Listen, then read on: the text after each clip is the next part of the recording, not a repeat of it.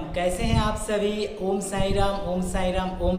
आज मैं हंस इसलिए रहा हूँ क्योंकि आज अच्छा लग रहा है और आज फ्राइडे है। तो आज मैं आप लोगों को साई सच्चरित्र का अध्याय 7 पठन करके बताऊंगा, सुनाऊंगा। तो आप सभी अगर साई जीवन वाला में नए हैं तो जल्दी से सब्सक्राइब कर लीजिए, बेल आइकन को ऑन कर दीजिए। और आप सभी से यही आग्रह कि लॉकडाउन का पालन करें और घर में रहें और सुरक्षित रहें और अपने परिवार और संसार की रक्षा के लिए आप सभी भी साई सच्चरित्र का पाठ अपने घर में प्रतिदिन एक अध्याय जरूर करें। साथ ही अगर आप चाहें तो उसका वीडियो बनाकर साई जीवन वाला यूट्यूब चैनल पे दिए गए नंबर पे आप हमें प्रेषित कर सकते हैं। तो आपके वीडियोस को हम साई जीवन वाला चैनल पे प्रसारित करेंगे। तो चलिए शुरुआत करते हैं। बोलिए साईनाथ महाराज की जय। अपना इरादा नेक है, अपना इरादा नेक है, सबका मालिक एक है। तो चलिए शुरुआत करते हैं साई सच्चरित्र का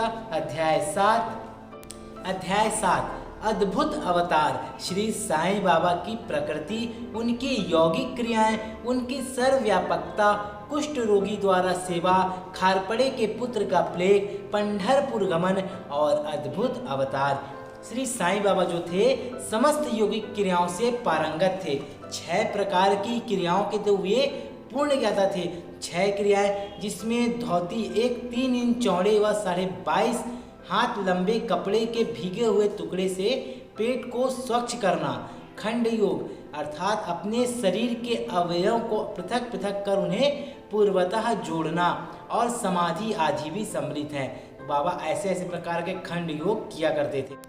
यदि कहा जाए कि वे हिंदू थे तो आकृति से वे यवन प्रतीत होते थे। जब कोई भी यह निश्चय पूर्वक नहीं कह सकता था कि वे हिंदू थे या यवन, वे हिंदुओं का रामनवमी उत्सव यथाविधि मनाते थे और साथ ही मुसलमानों का चंदन उत्सव भी वे मनाते थे। वे उत्सव में दंगलों को प्रोत्साहन तथा विजेताओं को पर्याप्त पुरस्कार देते थे। गोकुल अष्टमी को वे गोपाल काला उत्सव भी बड़ी धूमधाम से मनाते थे। ईद के दिन वे मुसलमानों को मस्जिद में नमाज पढ़ने के लिए आमंत्रित किया करते थे।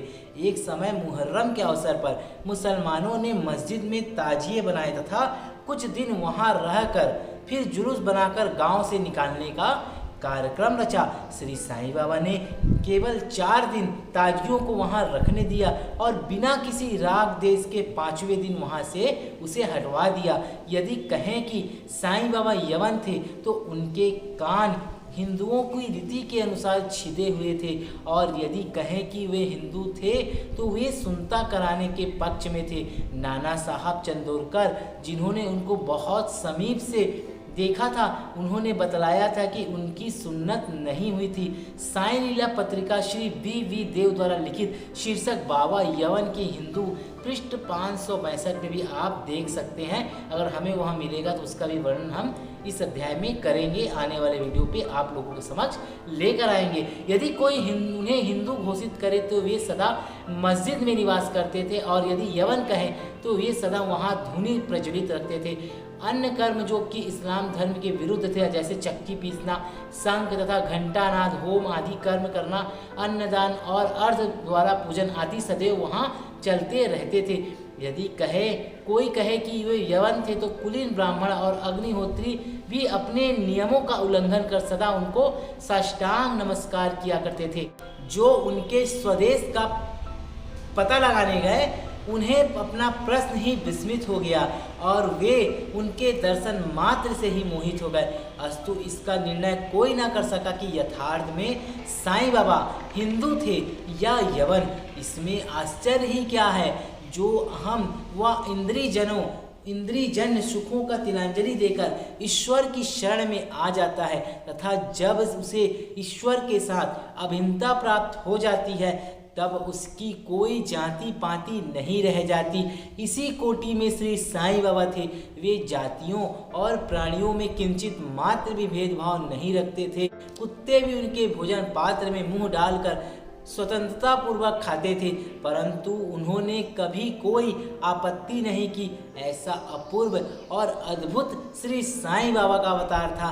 गत जन्मों के शुभ संस्कारों के परिणाम स्वरूप मुझे भी उनके श्री चरणों में समीप बैठने का और उनका सत्संग लाभ आप लोगों को सुनाने का सौभाग्य प्राप्त हुआ है। आज मैं आप लोगों को साईं सचित का जो ग्रंथ सुना रहा हूँ, ये बाबा के समक्ष साईंनाथ को सुना रहा हूँ। साथ में पीछे में बैठे हुए साईं बाबा द्वारिकामाई में आप देख सकते हैं। तो यह ग्रंथ मैं बाबा को प्रतिदिन सुनाता हूँ ताकि बाबा संसार में आ रही परेशानियों को दूर करने में सभी की सहायता करें। बोलिए साईंनाथ महाराज की जय। यथार्थ में साईं बाबा अखंड सच्चिदानंद थे। उनकी महानता और अधीरता का बखान कौन कर सकता है? जिसने उनके श्री चरण कमलों की शरण ली, उसे साक्षात्कार की प्राप्ति हुई। अनेक सन्यासी, साधक और अन्य मुमुज्जन भी श्री साईं बाबा के पास आया करते थे। बाबा भी सदैव उनके साथ चलते फिरते, उठते बैठते, उनसे वार्तालाप कर उनका चितरंजन किया करते थे। अल्लाह मालिक सदैव उनके होंठों पर था। वे कभी भी विवाद और मतभेद में नहीं पड़ते थे तथा सदा शांत और स्थिर रहते थे। परंतु कभी कभी वे क्रोधित हो जाया करते थे। वे सदैव ही वेदांत की शिक्षा दिया करते थे। कोई भी उनके अंत का ज्ञान न जान सका कि साईं बाबा वास्तव में कौन थे। अमीर और गरीब दोनों उनके लिए एक समान थे। वे लोगों के गुहा व्यापार को पूर्णतया जानते थे और जब वे रहस्य प्रकट करते तो सब विस्मित हो जाते थे। स्वयं ज्ञानावतार होकर भी वे सदैव अज्ञानता का प्रदर्शन किया करते थे। उन्हें आदर सत्कार से सदैव अरुचि थी। इस प्रकार का श्री साईं बाबा का वैशिष्ट थे तो वे शरीरधारी, परंतु कर्मों से उनकी ईश्वरता स्पष्ट झलकती थी। शिरडी के सकल नर नारी उन्हें पर ब्रह्मा मानते थे। शिरडी के सभी लोग बाबा को बहुत मानते थे और उन्हें साक्षात भगवान का अवतार मानते थे और प्रतिदिन साईं की शरण में, साईं की द्वारिकामाई में जाकर बाबा के उपदेशों का श्रवण किया करते थे, मनन किया करते थे और अपने जीवन में उतारते थे। कितने मनमोहक और कितने ही प्यारे समय और प्यारा समय रहा होगा जिसने बाबा का सानिध्य पाया।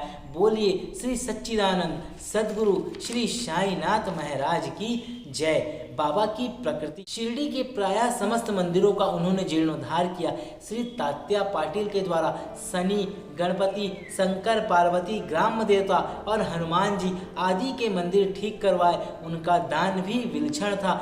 दक्षिणा के रूप में जो धन एकत्रित होता था उसमें से वे किसी को 20 रुपए, किसी को 15 रुपए या किसी को 50 रुपए तक दे दिया करते थे। इस अक्षदानता पूर्वक वितरण कर देते थे। प्राप्ति करता उसे शुद्ध दान समझता था। बाबा का भी सदैव यही इच्छा थी कि उसका उपयुक्त रीति से व्यय किया जाए। बाबा के दर्शन से भक्तों को अनेक प्रकार का लाभ पहुंचता था। अनेकों निष्कपट और स्वस्थ बन गए। दुष्ट आत्मा पूर्ण आत्मा में परिणत हो गए। अनेकों कुष्ठ रोग से मुक्त हो गए और अनेकों को मनोवांछित फल की प्राप्ति हो गई। पंगुओं की पंगुता नष्ट हो गई और उनकी कीर्ति दूर दूर तक फैलती गई और भिन्न भिन्न स्थानों से यात्रियों के झुंड शिरडी आने लगे। बाबा सदैव धुनी के पास ही आसन जमाए रहते और वहीं विश्राम किया करते थे। जैसे यहाँ पर बाबा बैठे हुए गद्दी में और सामने में बाबा की अखंड धुनी 1972 से प्रज्वलित है। वे कभी स्नान करते और कभी स्नान किए बिना ही समाधि में लीन रहते थे। वे सिर पर एक साफा, कमर में एक धोती और तन ढकने के लिए एक अंगरखा धारण करते थे। प्रारंभ से ही उनकी वेशभूषा इसी प्रकार थी। अपने जीवन काल के पूर्वार्ध में वे गांव में चिकित्सा कार्य भी किया करते थे। रोगियों को निदान कर उन्हें औषधि भी देते थे और उनके हाथ में अपरिमित यश तथा उनके हाथ में अपरिमित यश था। इस कारण से वे अल्पकाल में ही योग्य चिकित्सक विख्यात हो गए। यहाँ केवल एक ही घटना का उल्लेख किया गया है जो बड़ी विचित्र सी है, जो है विलक्षण नेत्र चिकित्सा पद्धति। जिसे हम आप लोगों के लिए कल पेश करेंगे। तो आप बने रहें साईं जीवनमाला के साथ। अगर आप सभी भी साईं जीवनमाला में जुड़ना चाहते हैं और साईं सच्चिद का पठन करना चाहते हैं, मनन करना चाहते हैं, श्रवण करना चाहते हैं, तो अधिक से अधिक आप साईं जीवनमाला के इस वीडियो को देखें, साईं सच्चिद का मनन करें, श्रवण करें और अपने जीवन में उतारें। और अधिक से अधिक इस वीडियो को शेयर करें। और आप सभी भी साईं सच्चिद का पाठ करके उसका वीडियो साईं जीवनमाला यूट्यूब चैनल पर प्रेषित करना चाहते हैं तो दिए गए नंबर पर आप उसे व्हाट्सएप कर सकते हैं। तो आप सभी बने रहें साईं जीवनमाला के साथ। तब तक के लिए ओम साईं राम।